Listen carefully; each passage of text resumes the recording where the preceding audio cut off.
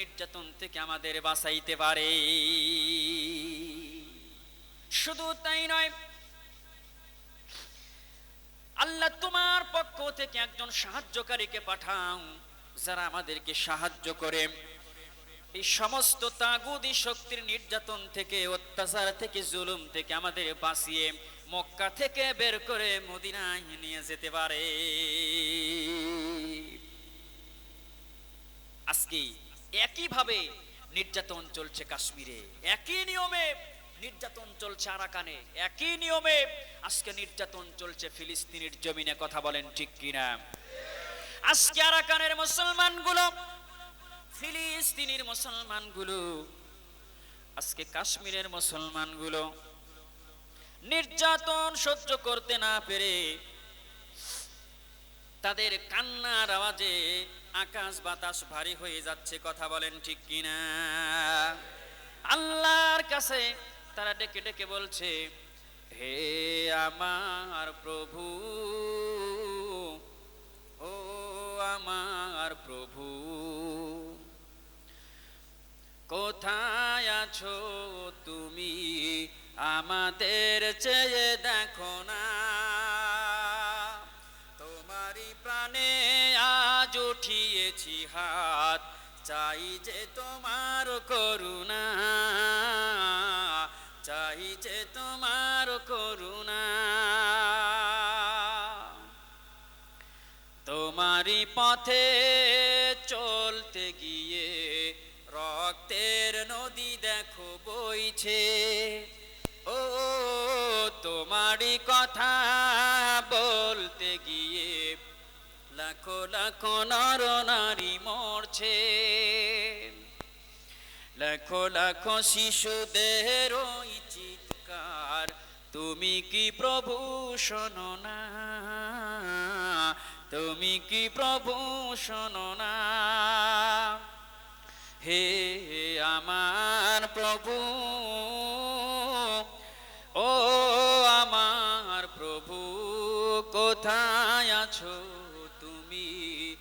আমাদের চেয়ে দেখো না। কি অপরাধ ছিল মিয়ানমারের, কোরআনের কথা শুধু বলতো। কি অপরাধ ছিল আরাকানের, রাসূলের পথে শুধু চলতো। কি অপরাধ ছিল ফিলিস্তিনের, কোরআনের পথে শুধু চলতো। জাহেলিয়াতের ওই পথ ছেড়ে নবীজির পথে তারা চলতো। লাখো লাখো শিশুদের ওই চিৎকার, তুমি কি প্রভু শোনো না? তুমি কি প্রভু শোনো না? আজকে চিৎকার শুরু হয়ে গেছে। কথা বলেন ঠিক কিনা? সুতরাং এই আয়াতের তাফসীর আপনার এই মুহূর্তে করা লাগবে কাশ্মীরের জন্য, মিয়ানমারের জন্য, আরাকানের জন্য, ফিলিস্তিনের জন্য। কথা বলেন ঠিক কিনা? সুতরাং শুধু ইমানদার দাবি করবেন চলবে না। আজকে তাদের কান্নায় আকাশ বাতাস ভারী হয়ে যাচ্ছে, কিন্তু আমরা দাবি করি ইমানদার, আমরা তাদের পাশে দাঁড়াইতে পারছি না। কথা বলেন ঠিক কিনা? আমাদের আব্বা আম্মার কাছ থেকে বিদায় নিয়ে তাদেরকে বাঁচানোর জন্য আমাদের এই ময়দানে নামার দরকার আছে না নাই? সুতরাং এই বিশ্বের জমিনে কাশ্মীরের মুসলমানদের বাঁচাতে, ফিলিস্তিনের মুসলমানদের বাঁচাতে, আরাকানের মুসলমানদের বাঁচাতে, মিয়ানমারের মুসলমানদের বাঁচাতে, সমস্ত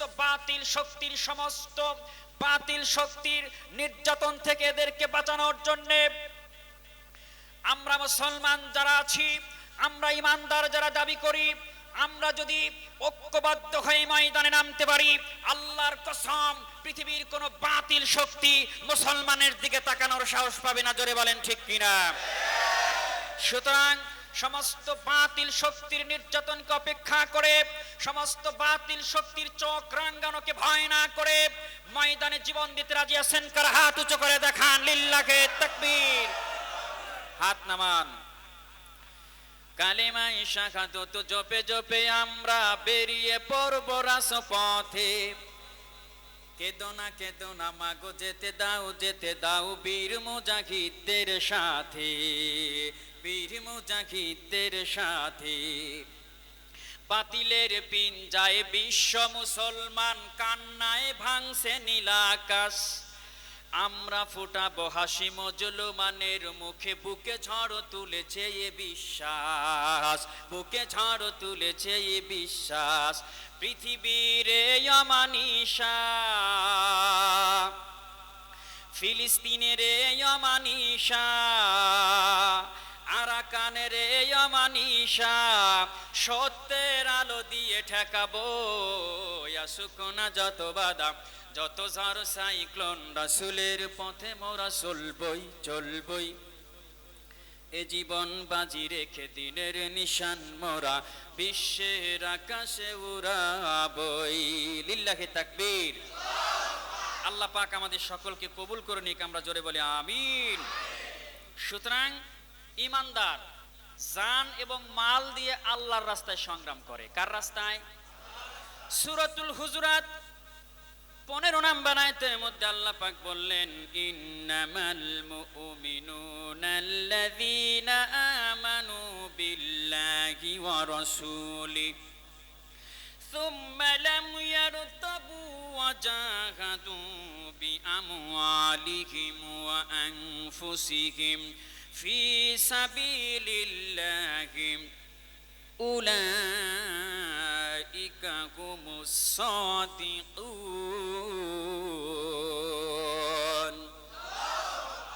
এই ঘোষণাটা কার? দেখেন আল্লাহ পাক এখানে ঘোষণা করলেন যে ঈমানদার হলো তারা যারা জান এবং মাল দিয়ে, কি দিয়ে? জান এবং মাল দিয়ে সংগ্রাম করে, জিহাদ করে, জানও দেয় মালও দেয়। সংগ্রাম করতে গেলে আগে মালের দরকার আছে, কারণ মাল দিয়ে প্রস্তুতি নেওয়া লাগে। কথা বলেন না কেন? আগে সম্পদ দিতে হবে, টাকা পয়সা অর্থ দিয়ে আগে জিহাদের প্রস্তুতি নিতে হবে। যা যা প্রয়োজন এগুলি তৈরি করতে হবে, তারপরে ময়দানে, তারপরে জীবন, তারপরে কি জীবন দেওয়া লাগবে। সুতরাং এই পৃথিবীর জমিনে আল্লাহর জমিনে আল্লাহর দ্বীন কায়েমের, আল্লাহর জমিনে আল্লাহর দ্বীন প্রতিষ্ঠার আন্দোলনে অর্থ ব্যয় করা হচ্ছে ঈমানের দাবি। ঈমানদাররা কি করে? আল্লাহর জমিনে আল্লাহর দ্বীন কায়েমের জন্য অর্থ ব্যয় করে। সুবহানাল্লাহ বলেন। সূরাতুল মুহাম্মদ 38 নম্বর আয়াতের মধ্যে আল্লাহ পাক বললেন, ও পৃথিবীর মানুষেরা, আনতুম হাউলাই তুদআউনা লিতুনফিকু ফি সাবিলিল্লাহি ফামিনকুম মান ইয়াবখাল ওয়া মান ইয়াবখাল ফাইন্নামা ইয়াবখালু আন নাফসিহি ওয়াল্লাহুল গনিয়্যু ওয়া আনতুমুল ফুকারা।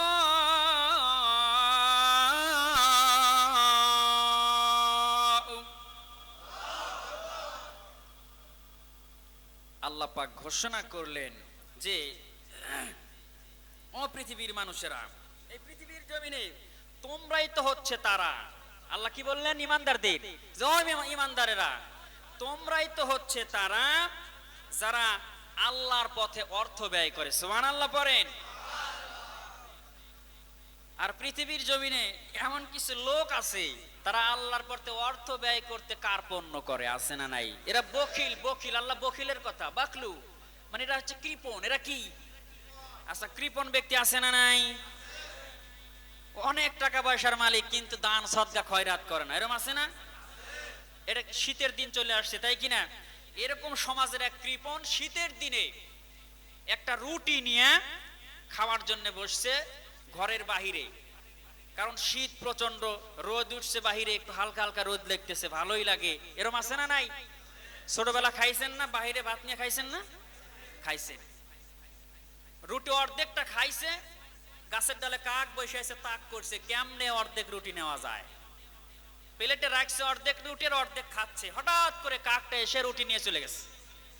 এইবারে কৃপণ ব্যক্তি কাকের পিছনে পিছনে দৌড়ায়, সেই ডালে বসে নিচ থেকে ঢিল ছুঁড়ে মারে। কাক চিন্তা করলো, জীবনে কত মানুষের রুটি খাইলাম, এরকম ছেঁচড়া মানুষ তো জীবনে দেখি নাই, এই আধাটা রুটি নিছি, এইটাই নেওয়ার জন্য যে ডালে বসে সেটা ঢিল মারে।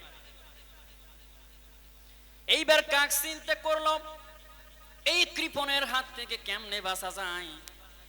ওরাল দিয়ে তিনি সামনের দিকে রওনা করলো। কাক যেতে যেতে একটা নদী পেল। এবার ওই কৃপণ কাকের পিছনে পিছনে দৌড়।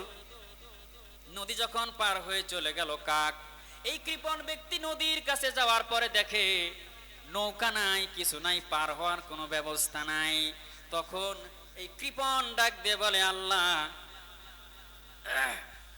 কৃপণ তখন বলতেছে, যা আমি এটাকে আল্লাহর রাস্তায় সদকা করে দিলাম। যখন নদী পার হতে পারে নাই, তখন কয় যে, যা একটা আধাটা রুটি তো নিছে, আমি আধাটা রুটি আল্লাহর রাস্তায় সদকা করে দিলাম। এইরকম যদি আমাদের মন মানসিকতা থাকে, তাহলে কি দিন প্রতিষ্ঠিত হবে? আপনার অর্থ দেওয়া লাগবে, জান্নাতটা কিনে নিতে হবে। কি করতে হবে বলেন? আচ্ছা বলেন, আমরা জান্নাতে যেতে চাই কিনা? আমরা কারা কারা জান্নাতে যেতে চাই একটু হাত তুলে দেখানো যাবে? লিল্লাহে তাকবীর। হাত নামান। জান্নাতে যেতে চাইলে এই জান্নাতটা কিনে নিতে হবে। কি দিয়ে?